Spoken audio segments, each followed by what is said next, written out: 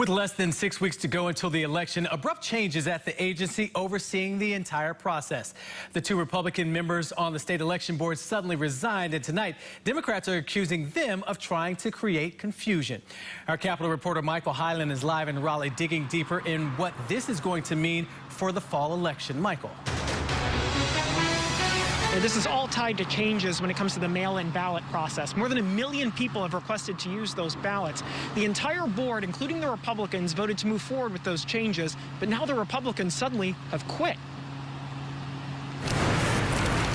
With ballots out to voters and the election underway, a surprise announcement. Wednesday night, the only two Republican members on the State Board of Elections, David Black and Ken Raymond, abruptly resigned. It happened after they voted in favor of changes to the rules surrounding mail-in ballots to settle lawsuits. Even though they voted for that settlement, their resignation letters outlined misunderstandings they had and blamed the Attorney General's office for how they advised them. Once the agreement became public, Republicans, including party chairman Michael Whatley, blasted it. If they felt that they could not fulfill their duties given the information that they were receiving both from the Attorney General's office and the State Board of Elections staff, we understood why they felt that they needed to step down. Republican Party officials would not say if they asked the pair to resign. David Black wouldn't comment on that when I reached him on the phone. State Democratic leaders believe it's an effort to create confusion and mistrust. Most unfortunate, here we are, people were voting already to have the members of the Board of Elections to resign and to throw things into further chaos. The settlement at issue makes several changes. It lets voters send in an affidavit to fix mistakes on the part of their ballot where a witness has to sign. It also extends the deadline for your ballot to get to your county elections office. A judge still has to approve it. Republican Lieutenant Governor Dan Forest called for a federal investigation into the agreement and into Democratic Attorney General Josh Stein. Stein dismissed the resignations as political theater.